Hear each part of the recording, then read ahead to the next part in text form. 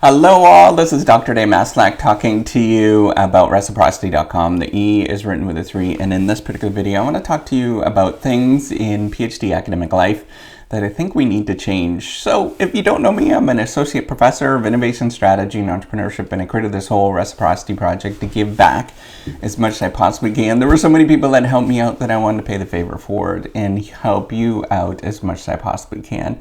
So there's lots of things about academic life that I really like, and it's really fun to be part of academic life. But there are some things that we are all aware of that make it a little bit more challenging than I think a lot of us would like it to be. And here are these things, I think, in terms of PhD academic life that we do need to change. And I'm trying to actively work on this with this whole reciprocity project. That's what this is about. Just trying to get hope to people around the world that are academics. I created this sort of sharing economy editing platform. You can check it out. That's what reciprocity.com is. But I'm also trying to spread the word of hope and as well as sort of can-do-itness. You can actually get this stuff done. All right, so the first thing is positivity and hope within the profession. I think that there is a lot of people that are pessimistic. I used to be one of those people. It used to be really sort of challenging for me to do a lot of this kind of stuff. But in the last few years, particularly working on this project, I have sort of really changed my mind with how this all works. And it's become a lot more fun. My career, the work environment, everything has become a lot more fun since I've become focused on sort of spreading the word of hope and positivity around the world with this YouTube project. The second thing, and I think this has always been the case, is that we need to be really a lot more open and authentic. So a lot of people think in terms of the PhD career and the academic career that we really need to create sort of a stiff upper lip with dealing with it. It is a really emotional and difficult sort of journey that we all go through, and everybody would recognize that. It is a challenging thing that we're dealing with because we're pushing against boundaries.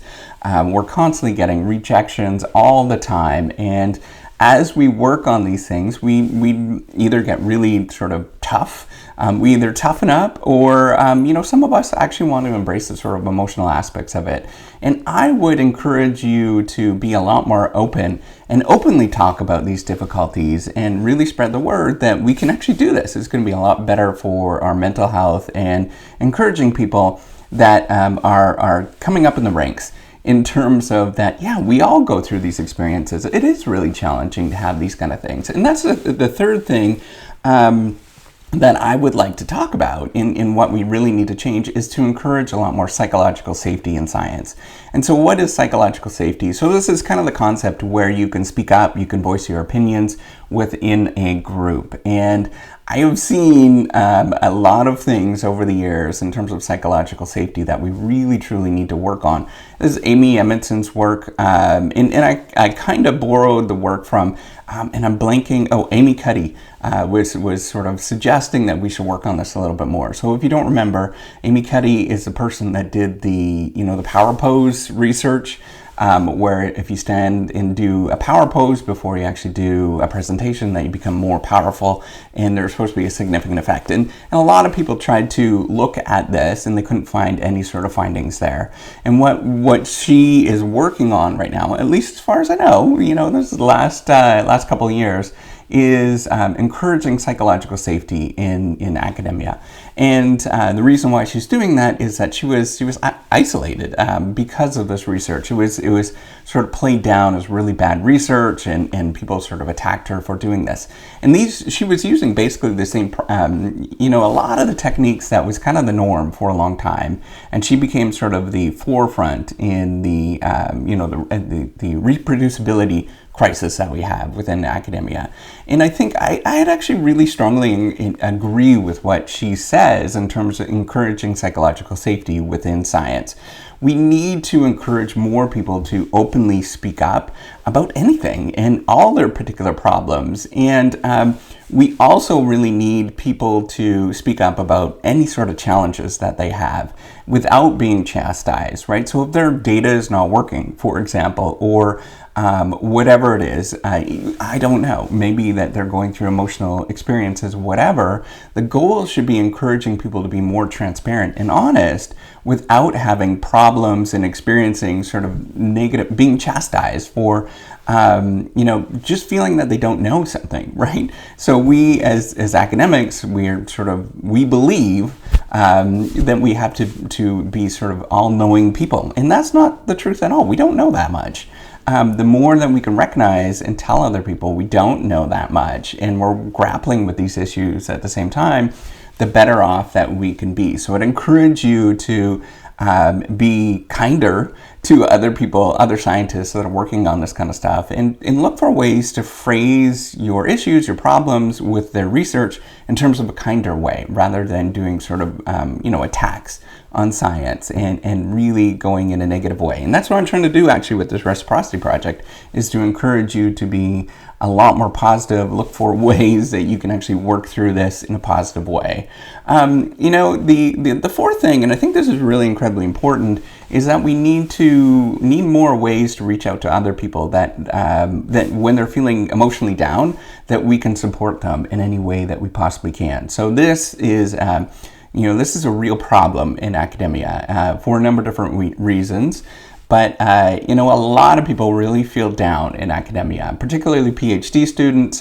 They don't have a lot of status, for example. And so we need to look for ways to significantly work on this problem of depression that we have and anxiety that we have within academia. So the more as a community that we have, the more that we work on this kind of stuff, the better off we're going to be. So I'd encourage you to, do things like, reaching out to people and just saying hi as much as you can. That's going to really help out and encourage people to work on some of the problems that they're having, and encourage them to speak openly about this kind of stuff. This is really important for all of us. The more that we openly admit that this is a real problem, rather than just kind of like hiding it or telling people don't go into academia and all that kind of stuff, the better off we're going to be, right? We have to change this career, make positive impacts on this career to make it a lot more positive, and just a really fun working environment. And we can do that.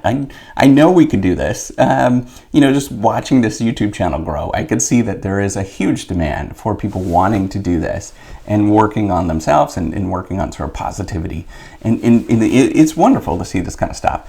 The fifth thing is we need to really stop playing academic counting games and looking at ways that we can focus on ways to measure productivity. We need to look at different ways and different measures of productivity rather than outcome-based measures, right? So counting publications, counting, all sorts of things like that. Well, it's typically just counting publications in the top-tier journals.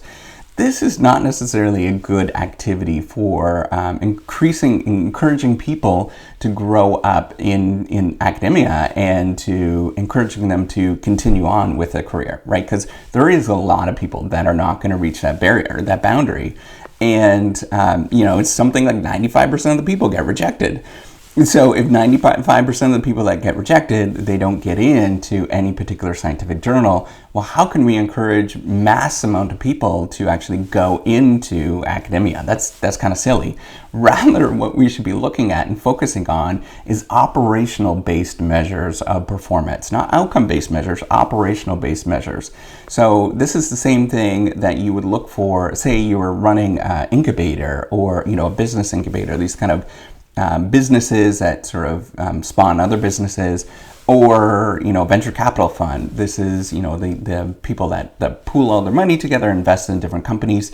What they would do instead is look for operational ways to measure the performance, because we know that a lot of businesses and a lot of projects are going to be duds. We just know that, right? So it's going to be like 95%, it's probably 99% of the stuff that you work on are going to be duds. 99% of the businesses are going to be duds out there. They're not going to work that well. But what we want is to encourage as many of these projects as possible to find the one that's going to take off and do a really good job. So the way that you do that is you focus on operational stuff. So you look to see what people are actually doing on the grounds and measure that, right? So measure, maybe it is And I don't know at this moment, maybe it's counting the number of words that people are writing a day. And it's not the best. Maybe it is, doing things like looking to see if people are showing up every day. Maybe they're interacting in the workplace. Whatever it is, that's what you should be looking for, right? Those are the things that actually encourage people to participate in the workforce. And then what the other thing that's going to happen is going to encourage people to work as a team and as a community a lot more than creating sort of, I'm going to compete against everybody else. The less that you measure performance at the individual level and count the number of publications, and the more that you measure at a community or even, at an academic, maybe it's a university level, for example, the more that what we're going to do is encourage people to work together. We know that there's really strong science behind sort of, in terms of performance measurement that we have. Locke and Latham, you can look up that, those two particular individuals that have been doing research in this area for a long time. So, what I'd encourage you to do is to work on some of these things. And I think if we work on these things as a whole and we sort of work in a progression, and we encourage other people to do better, you could share this video. We can make academic life a lot more funner, a lot more interesting. Because all of these things are really things that sort of pull down and discourage people from participating in academia and getting their PhD. There's a lot that we can do, a lot that we can work on, and I'm going to continue working with this reciprocity project. I think it's fun, it's exciting, and it helps a lot of people out, and I hope you do too. Alright, so if you like this video, give me a thumbs up, do subscribe to the YouTube channel, take care, and have a wonderful day. Bye.